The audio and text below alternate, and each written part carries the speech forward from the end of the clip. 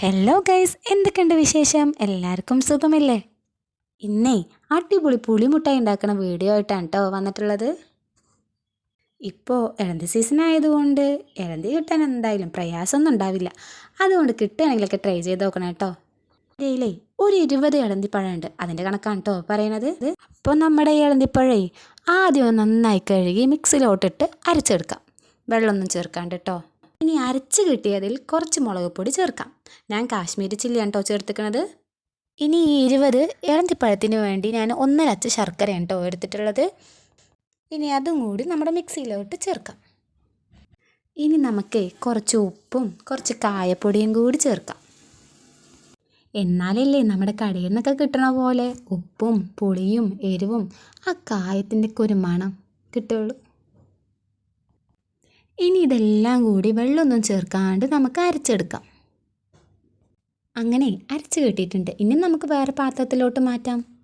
ഞങ്ങളുടെ നാട്ടിലൊക്കെ ഇളന്തി വട എന്നൊക്കെയാണ് കേട്ടിട്ടുള്ളത്. പിന്നെ സ്കൂളിലൊക്കെ പോണ സമയത്ത് കുട്ടികൾ പുളിമുട്ടായി എന്നൊക്കെയാണ് പറയാറ്. അങ്ങനെ ഞാനേ ഇളന്തി വട എന്നുള്ള പേരൊക്കെ മാറ്റി പുളിമുട്ടായിലോട്ട് മാറി. നിങ്ങളുടെ നാട്ടിൽ പുളിമുട്ടായിന് എന്താ പേര് പറയാമെന്ന് കമൻറ്റ് ചെയ്യാൻ മറക്കല്ലേട്ടാ.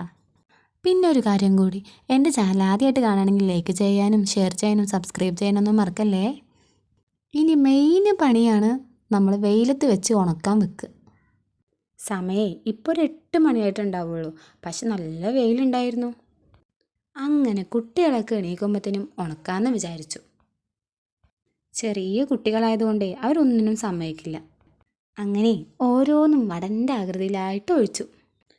20 ഇളന്തിയിലേ ഒരു 9 ഇളന്തി വട അല്ലെങ്കിൽ പുളിമുട്ടായി കിട്ടിയിട്ടുണ്ട്. അങ്ങനെ എല്ലാം തുടച്ച് ഒഴിച്ചു. ഇനി ഇവനിവിടെ കടന്നിട്ടേ നന്നായി ഉണങ്ങട്ടെ.